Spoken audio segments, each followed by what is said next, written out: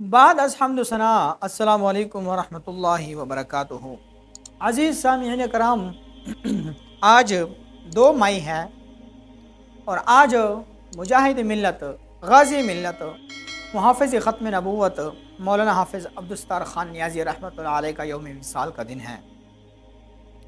تو آج میں نے سوچا کہ آئیں ہم اپنے اکابرین کے ان قربانیوں کو یاد کریں کہ جو انہوں نے ملت اسلامیہ کے لیے، ملت پاکستان کے لیے اور ختم نبوت کے لیے جو انہوں نے قربانیاں پیش کی ہیں، جو انہوں نے جد و جہد کی ہیں، آئیں آج ہم اس کو یاد کریں۔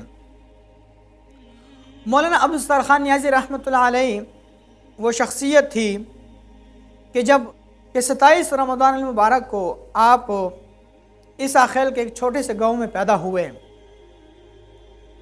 اور ابھی آپ کی عمر مبارک 3 سال ہی تھی کہ آپ کے والد محترم اس دنیا سے کوچ کر گئے اور آپ یتیم ہو گئے، اور ابھی چند ہی سال گزرے تھے کہ آپ کی والدہ بھی وفات پا گئی، اور یوں مولانا عبدالستار خان نیازی رحمۃ اللہ علیہ بنا والدین کے رہ گئے۔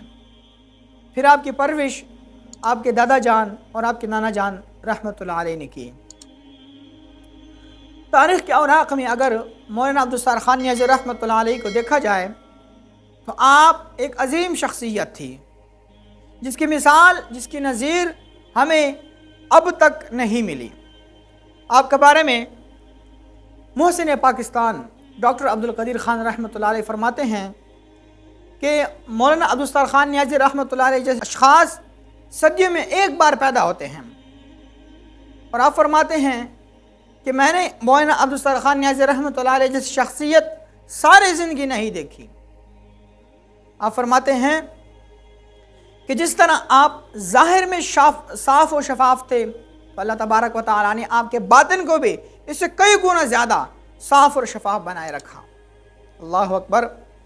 مولانا عبدالستار خان نیازی رحمۃ اللہ علیہ کی جب ہم تاریخ پڑھتے ہیں تو ہمیں ان کے کئی واقعات ملتے ہیں۔ تاریخ میں یہ بات درج ہے کہ 1400 سال میں 2 ایسے شخصیت تھی کہ جنہوں نے اس بات کا دعویٰ کیا کہ میں نے ساری زندگی کسی غیر محرم عورت کو نہیں دیکھا۔ اللہ اکبر کبیرہ۔ ایک تو تھے حضرت عثمان غنی رضی اللہ تعالی عنہ۔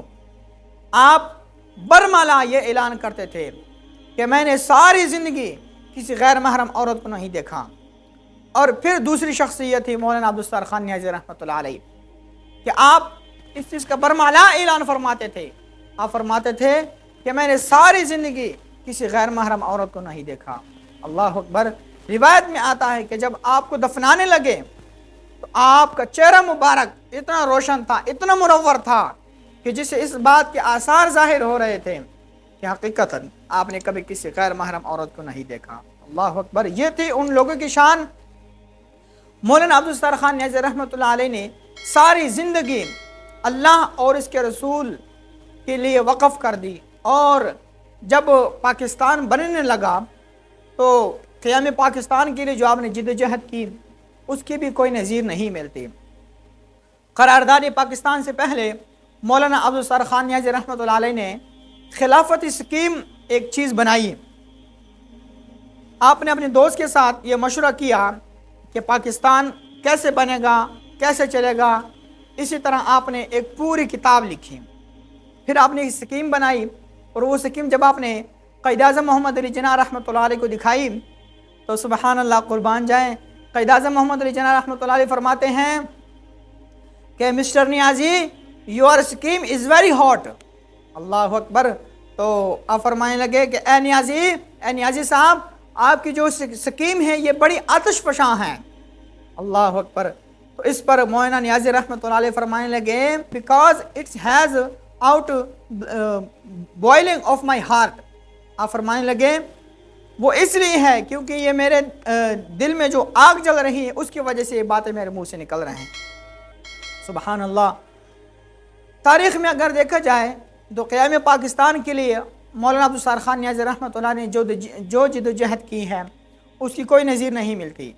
آپ نے ہمیشہ پاکستان میں خلافت کی بات کی، پاکستان میں نظام مصطفیٰ کی بات کی۔ جب پاکستان وجود میں آیا تو مولانا عبدالستار خان نیازی رحمۃ اللہ علیہ نے اس بات کا بیڑا اپنے ذمہ اٹھا لیا کہ ملک پاکستان میں شریعت کو نافذ کیا جائے گا، دین اسلام کو نافذ کیا جائے گا۔ اور پھر آپ نے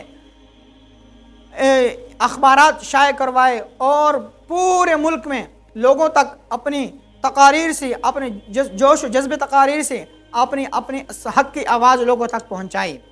اور پھر نوبت یہاں تک آپ پہنچی کہ پاکستان کے جو اس وقت کی گورنمنٹ تھی ان کو ایکشن لینا پڑا، کیونکہ اس وقت جو یہ تحریک چل رہی تھی مولانا عبدالستار نیازی رحمۃ اللہ نے جو چلائی تھی کہ ملک پاکستان میں شریعت کا نفاذ کیا جائے گا، وہ اتنی شدت پڑ گئی تھی، اتنی شدت پر چلی گئی تھی کہ مولانا عبدالستار نیازی رحمۃ اللہ علیہ کو گرفتار کرنے کے لیے پولیس آ گئی۔ اور جب پولیس نے آپ کو گرفتار کرنا چاہا تو آپ کے رضاکاروں نے، آپ کے محبین نے پولیس کو روک دیا، لیکن پھر پولیس اور محبین کے درمیان جب جھڑپیں ہوئیں تو اس وقت کے جو ڈی ایس پی تھے وہ قتل ہو گئے۔ اور اس دوران مولانا عبدالستار نیازی رحمۃ اللہ علیہ پر 2 مقدمات قائم ہوئے، ایک تو اس قتل کا مقدمہ اور دوسرا لوگوں کو بغاوت پر اکسانے پر آپ کے خلاف مقدمہ درج ہوا۔ تو جب دونوں مقدموں میں آپ کو مجسٹریٹ کے سامنے پیش کیا، اور ایک جو مقدمہ تھا پہلے والا قتل والا، اس میں تو آپ بری ہو گئے، لیکن جو دوسرا مقدمہ تھا اس میں آپ کو سزائے موت کا حکم ہوا۔ اللہ اکبر۔ جب آپ مجسٹریٹ کی عدالت سے جب واپس آنے لگے تو وہاں پر ایک کھڑا تھا چوکیدار، اس نے کہا کہ نیازی صاحب مبارک ہو، میرے خیال سے مجسٹریٹ نے آپ کو معاف کر دیے، لگتا ہے آپ بری ہو گئے۔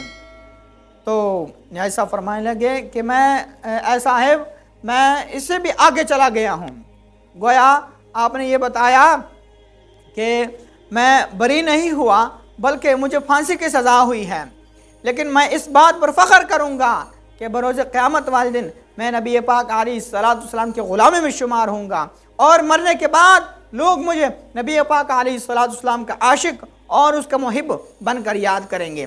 اللہ اکبر۔ تو وہ جو چوکیدار تھا وہ کہنے لگا کہ قربان جائے، اتنا حشاش بشاش اور اتنا پرمسرت چہرہ اور اتنا خوشی پر لہجہ، خوش بر چہرہ میں نے پہلی مرتبہ دیکھا ہے کہ ایک شخص کو سزائے موت ہو گئی ہے، لیکن اس کے باوجود بھی اس کے چہرے پر خوشی کے آثار ہیں، اس کے باوجود بھی اس کے چہرے پر حشاش بشاش کے آثار نظر آ رہے ہیں۔ سبحان اللہ۔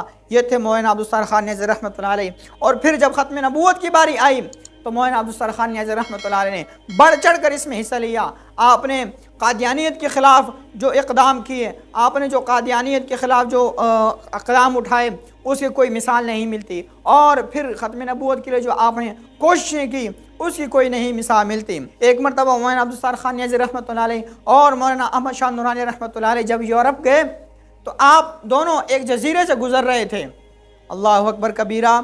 تو وہاں جزیرے میں بہت سارے لوگ تھے، اس جزیرے کے جو بڑے پادری تھے، عیسائی تھے، تو انہوں نے پوچھا کہ یہ جو 2 بندے آ رہے ہیں کون ہیں؟